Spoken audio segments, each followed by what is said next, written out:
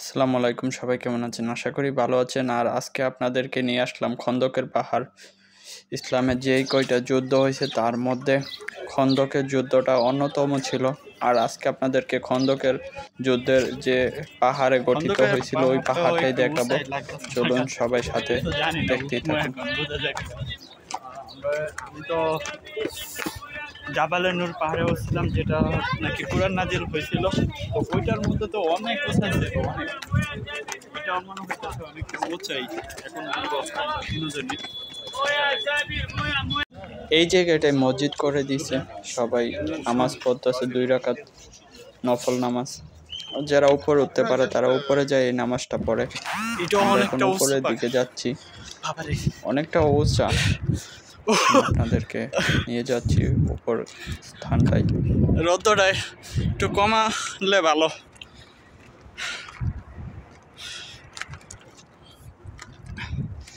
আল্লাহ রাসূল কত কষ্ট করছে ইসলামের জন্য, একটা পার ভাবেন।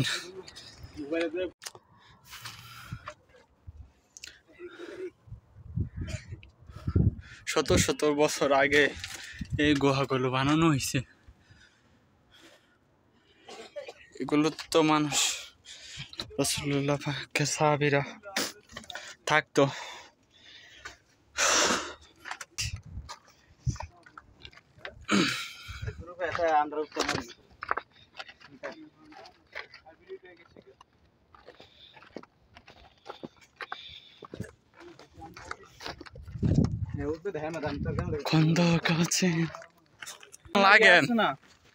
এখন তো আমরা হাঁটার মতন রাস্তা করে দিছি, ওই সময় কিন্তু এই রাস্তা ছিল না। আমরা অনেক পরিশ্রম হয়ে গেছে এতটুকু করতে। আমরা প্রায় 500 ফুট উপরে আছি। দেখেন আরিফ,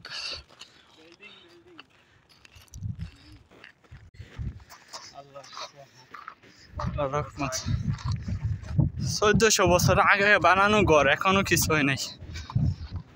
মাশাআল্লাহ, দেখেন কি কাঠ দেখছেন, এগুলো কি ব্যবহার করছে আল্লাহ। আর ওই সময়টা তোলা তো অনেক কষ্ট করে ছিল, কত নিচতে পাথর আর মাটি দিয়ে ঘর বানানো। এটা অনেক কিছু ভাবলে কেমন লাগে, হ্যাঁ ভাবলেই কেমন লাগে। আমরা এখন আরেকটা এটা একটু আর একটু উপরে ফিট, অনেকগুলো কিন্তু এই জায়গায়। একটা সময় এই জায়গায় মসজিদ ছিল, কিন্তু কালের পরিবর্তনে আজ আর মসজিদ নাই, কিন্তু জায়গাটি চিহ্ন দেওয়া আছে। আর আমি আপনাদেরকে দেখাচ্ছি একের পর এক মসজিদ। এগুলো কিন্তু সবগুলোই মসজিদ। ওই সময় যে খন্দকের যুদ্ধটা গঠিত হয়েছিল, হুজুর পাক আলাইহিস সালামের নির্দেশে এই জায়গাগুলোতে 60টারও অধিক মসজিদ বানানো হয়েছিল। তারই অংশ বিশেষ এগুলো আপনাদেরকে দেখাচ্ছি। কিছু কিছু এতটা স্ট্রং আছে বলার বাইরে। আর কিছু মসজিদ একটু জর্জীর্ণ হয়ে গেছে, যেহেতু হাজার হাজার বছর আগের। আলহামদুলিল্লাহ, তারপরও দেওয়ালগুলো অনেকটা স্ট্রং। আর কাঠগুলো দেখলে আশ্চর্য লাগে, অনেকটাই স্ট্রং। অনেক বছর হয়ে গেছে, প্রায় 1400 বছর আগের ঘর। এগুলো সুন্দর কাঠ, কোন যেহেতুটুকু আছে এটাই তো অনেক কিছু। কাঠগুলো এখন পর্যন্ত দেখা যায়। এখনকার যুগে বিল্ডিং তুললে মসজিদ আমরা প্রত্যেকটাতেই গিয়েছি। 10 বছর 100 বছর 150 বছর পরেই থাকে না। প্রত্যেকটা মসজিদ 1400 বছর আগে তোলা এগুলো করতেছি। ওই ইন্ডিয়ার নিজেদের নামাজ স্থান আছে, ওইগুলো মসজিদ। কালের পরিবর্তনে হয়তো খন্দক, বদর, উহুদ, ও জায়গা না বেশি দূরে না তো। আমি গেছিলাম ওই দিনকা। কিছু কিছু মসজিদ আছে অনেকটাই স্ট্রং, আরে অনেকটা মজবুত আছে এখন পর্যন্ত। এটার নাম জানে কি তা মিনার, এটা আরেকটা উহুদ হইছে জানো। আমি গেছিলাম এদিনকা, আমি ভিডিও চাচ্ছি না, দেখছস না ওইটাও।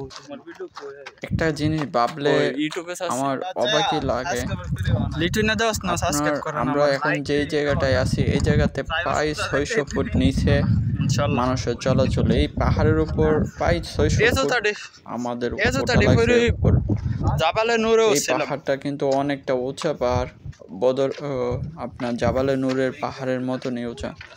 তো এই রোহিঙ্গার জায়গাগুলোতে কিভাবে আশাবাদ ওই সময়টায় আইসে কাঠ বইরালো। আনছে, কিভাবে এই গড়গুলো করছে, ভাবলে একটা মানে কলেজে শিহরণ মদিনা চলে অনেক আসে ভালো জায়গা রে, যে মদিনা কত কষ্ট কলজা করছে শীতলের ইসলামের জায়গা। জন্য আল্লাহর বান্দারা হুজুর পাকের নির্দেশে। হ্যাঁ জান্নাতুল আর বাকি তো দেখছস সবচেয়ে তুই। বড় কথা ছিল ওই সময়টায় মানুষের ইমানের জোরটা অনেক বেশি ছিল, যেমন বাবু এখন তুমি আমাদের আসল মধ্যে জায়গায় তো ইমানের গেছো না জোরটা একবার? এতটা নাই বলেই চলে। ইমানের জোর না থাকলে এরকম হয় না।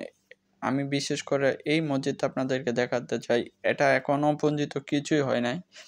আমরা এই জায়গায় নামাজও পড়বো ইনশাল্লাহ। এই যে নামাজের মশলা রাখা হয়েছে, আপনাদেরকে আমি উপরটা দেখাবো এখন। মাশাল্লাহ 3টা নামাজের মশলা আছে, আমরা লোক আনছি 3 ভাই জন। 1400 বছর আগের এই গড়টা, এই গড়ের কাঠগুলো দেখেন এখনো চুল পরিমাপ কিছু হয় নাই। আল্লাহ, সবই আমার জিন্দা নবীর মর্যাদা।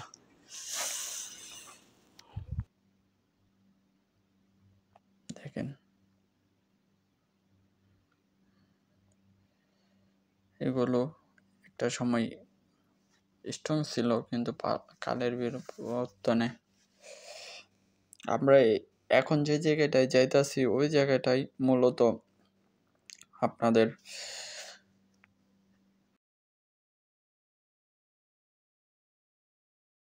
ছিল, কিভাবে গঠিত হয়েছিল ওই জায়গায় একটা মানচিত্রর মতন দেওয়া আছে, এবং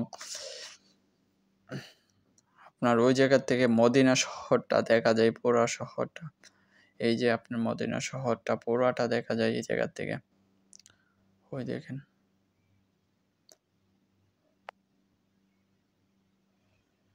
এই যে আপনাদেরকে বলছিলাম এই জায়গায় চিহ্ন দেওয়া আছে।